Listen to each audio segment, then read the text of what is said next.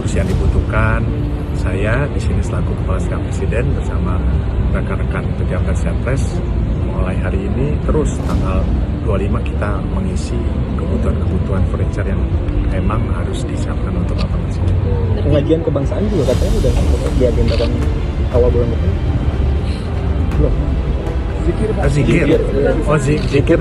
Zikir di Jakarta, tetapi nanti ada istilahnya doa untuk di IKN juga Bapak Presiden akan di sana. Ya, cukup. Apalagi agendanya apa aja Pak untuk 17 maksudnya rangkaian bulan kemerdekaan? Ya, rangkaian bulan kemerdekaan tentunya nanti di tanggal 31 Pak Mensesnek, Pak Menteri PR dan Menteri PKN termasuk kami mungkin akan press conference. Ya, utamanya tanggal 1 Agustus ada zikir, lantas ada tanggal 15 Agustus ada pemberian tanda kehormatan dan seterusnya. Nanti detailnya tanggal 31. Untuk 17-an sendiri di IKN udah ada konfirmasi soal presiden yang akan hadir nggak Pak? Misalnya Bu Mega, Pak SBY? Undangan sedang kita tata dengan baik. Waktunya untuk kami bagikan, kami distribusikan sedang kita atur. Pejabat Gubernur DKI Jakarta, Heru Budi Hartono, mengaku kemacetan menjadi tugas tersulit yang diberikan oleh pemerintah pusat kepadanya sebagai DKI 1. Menurutnya, ada 3 tugas utama yang disampaikan oleh Presiden seperti penanganan banjir, kemacetan, hingga ekonomi. Yang paling sulit adalah kemacetan. Ia menambahkan saat pihaknya mengupayakan penguraian kemacetan, di waktu yang sama masyarakat tidak terbendung untuk membeli kendaraan bermotor. Oleh sebab itu, pengendalian kian sulit pada akhirnya. Itu tantangan buat dirinya, bukan tidak bisa. Ia menyebut jika penanganan banjir di DKI Jakarta sejauh ini sudah lebih baik. Ia mencontohkan penanganan Pemprov DKI dalam hal banjir dimulai dari sodetan Ciliwung hingga berbagai sosialisasinya, sehingga sodetan dalam waktu dekat bisa direalisasikan dan fisiknya bisa digunakan untuk pencegahan banjir. Sementara itu, Pemprov DKI Jakarta akan mencoba mengurai kemacetan di beberapa wilayah. Menurutnya, penguraian kemacetan menggunakan teknologi kecerdasan buatan atau akan berkolaborasi dengan Google Indonesia. Tahap awal, ia akan melakukan uji coba.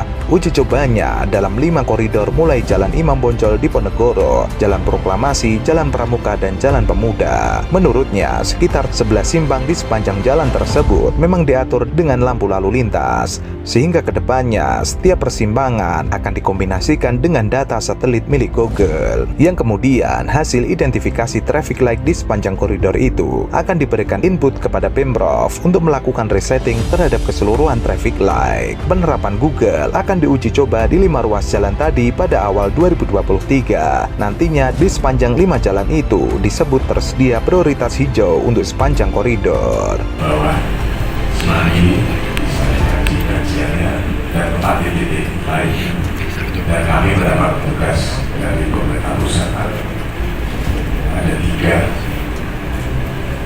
penanggulangan banjir, tata ruang yang disampaikan termasuk kemacetan. Nah, yang paling sulit adalah kemacetan. Masyarakat dibuat miris dengan pejabat Gubernur DKI Jakarta, Heru Budi Hartono, yang menyerukan agar masyarakat bekerja dari rumah atau work from home saat hujan lebat hingga menghindari kemacetan di ibu kota. Hal itu berbanding terbalik dengan Anies Baswedan yang begitu masif melakukan kerja menangani banjir. Heru menginstruksikan jajarannya untuk merilis informasi soal titik rawan kemacetan lebih awal apabila terjadi hujan lebat di Jakarta. Hal ini agar memudahkan masyarakat untuk mengambil keputusan, memberikan info bahwa titik rawan kemacetan sehingga masyarakat pengguna lalu lintas bisa memilih jalur hingga mungkin bisa work from home. Heru mengatakan dengan informasi lebih awal, masyarakat bisa memilih untuk tetap berangkat ke tempat bekerja atau bekerja dari rumah. Ia berharap hal ini akan berdampak mengatasi masalah kemacetan di Jakarta. Heru menambahkan, pemerintah Provinsi DKI Jakarta juga berkomitmen menghadirkan layanan transportasi yang terintegritas. Menurut Heru, dengan layanan transportasi yang terintegrasi akan memudahkan aktivitas dan mobilitas warga, sehingga mendorong penyelenggaraan transportasi yang berkelanjutan. jalan, pengurangan U-turn, hingga penerapan jalan satu arah pada jam-jam tertentu adalah beberapa upaya untuk penanganan kemacetan lalu lintas dalam 2 tahun ke depan. Arah Nehru tersebut akan ditindaklanjuti dengan melakukan kajian mengurangi kemacetan di Jakarta. Saat ini Pemprov DKI Jakarta sedang melakukan kajian secara komprehensif, sehingga nanti dari hasil kajian akan didapatkan hasil yang paling optimal untuk kelancaran lalu lintas. Saat ini sebanyak 825 petugas administrasi Dishub diterjunkan ke lapangan untuk mengatasi kemacetan saat jam-jam sibuk di pagi dan sore hari. Ratusan petugas nantinya akan diturunkan ke lapangan secara bergantian. Dishub telah mengidentifikasi jam-jam rawan kemacetan pada pagi dan sore hari. Untuk petugas administrasi ini akan berada di lapangan mulai jam 6:30 sampai jam 9 pagi. Setelah itu mereka kembali ke kantor untuk beraktivitas seperti biasa. Kemudian untuk shift sore akan bertugas di lapangan pukul 4:30. Setelah mereka mengisi daftar hadir, harusnya mereka bisa kembali. Waktu tambahannya jam 4:30 sampai jam 7 malam. Berbeda dengan Anies Baswedan, Gubernur DKI Jakarta Anies Baswedan memamerkan Jakarta turun peringkat dalam kategori kota termacet di dunia selama 5 tahun terakhir. Anies kemudian membeberkan faktor yang menyebabkan kemacetan menurun. Di 2017, Jakarta nomor 4 di seluruh dunia sebagai kota paling macet di dunia. Ia bersyukur sejak transformasi ini berjalan, di awal 2018, peringkat Jakarta turun ke angka 7 pada tahun 2018 dan turun lagi nomor 10 pada tahun 2019. Anies menyebut dirinya tidak suka di dalam 10 besar. Ia ingin keluar, maka tahun 2020 Pemprov DKI Jakarta turun kembali ke 31, 2021 turun di nomor 46. Bayangkan dalam waktu 5 tahun, Pemprov DKI Jakarta berhasil menurunkan dari posisi keempat kota termacet di dunia dan sekarang di posisi nomor 46 di dunia. Penurunan peringkat Jakarta tidak terlepas dari transformasi transportasi publik di ibu kota. Adapun transformasi yang dimaksud Anies ialah integrasi moda transportasi umum di Jakarta hingga perluasan rute. Jakarta, kota tahun 2017, kota termacet di dunia nomor 4. 2019 turun jadi nomor 7. Tahun ini menjadi nomor 10. Target kita keluar dari 10 besar. Mulai persiapan untuk 17 Agustusan itu kan akan dimobilisasi jumlah orang. Ya. Kira-kira mungkin 1000-an orang kali ya yang akan. Kalau saya dengar begitu, kalau nggak salah ketua panitianya kan PJ Gubernur DKI, Pak Heru. Oh iya, PJ Gubernur DKI. Ya, mungkin karena dia kurang kerjaan dikasih kerjaan tambahan. Kasih kerjaan jadi ketua panitia upacara bendera gitu. Kasian banget ya. Iya, karena kerjaannya mengusili pekerjaan orang lain, jadi kurang kerjaannya. Jadi benar-benar karena kurang kerjaannya dikasih kerjaan itu mengurus. Jadi katanya akan ada upacara secara hybrid. Pelantikan Prabowo Subianto sebagai presiden terpilih akan dilaksanakan di gedung DPR MPR Senayan, Jakarta. Pelantikan Prabowo bukan di ibu kota Nusantara, Penajam Pasir Utara, Kalimantan Timur. Prabowo akan menggantikan Presiden Jokowi pada 20 Oktober 2024. Secara rinci, pelantikan tersebut banyak dilakukan di Senayan dibandingkan di ibu kota Nusantara. Meskipun Prabowo akan hadir pada upacara peringatan HUT RI pada 17 Agustus mendatang. Hybridnya itu satu di KN, satunya di Jakarta. Yang di KN siapa, yang di Jakarta siapa tuh informasi? Di Jakarta itu, yang di KN itu Jokowi dan Prabowo, yang di Jakarta itu Maruf Amin sama Gibran. Mestinya yang di sana Pak Jokowi dengan Pak Gibran kali bagus. Mestinya begitu, satu paket kan, keluarga gitu kan, namanya politik dinasti sekalian gitu kan, langsung aja eksplisit gitu.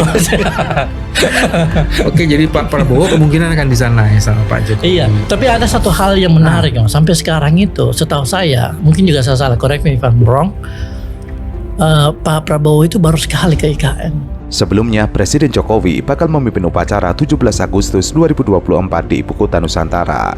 Sedangkan Wakil Presiden Maruf Amin bakal memimpin upacara di Istana Negara. Presiden Jokowi akan ditemani oleh Presiden terpilih Prabowo Subianto, sedangkan Wakil Presiden terpilih Gibran Rakabuming Raka akan menemani Wapres Ma'ruf di Istana Negara. Acara tersebut akan diramaikan kirap bendera yang dilaksanakan di IKN dan di Jakarta. Hal itu sebagai hiburan masyarakat yang tersambung secara hibrid baik di IKN maupun di Jakarta.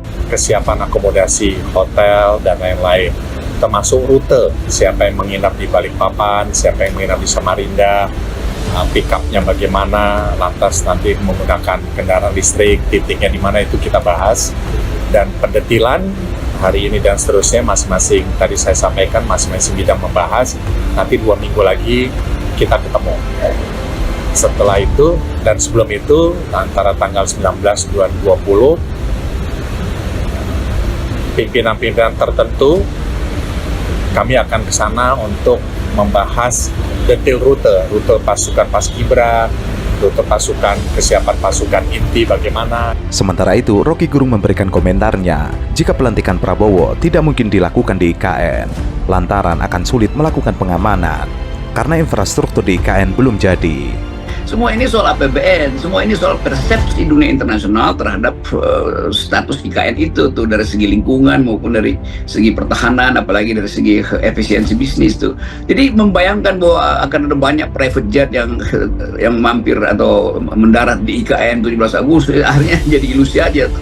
Apalagi membayangkan bahwa di situ akan ada perkantoran yang udah full speed itu. Kan kita mesti cicil itu, kalaupun kita cicil ya cicilan itu tergantung APBN. Dan tentu Pak Prabowo tidak akan mendahulukan IKN karena itu bukan legasi dia. Legasi Prabowo itu makan siang gratis dan food estate, kira-kira itu.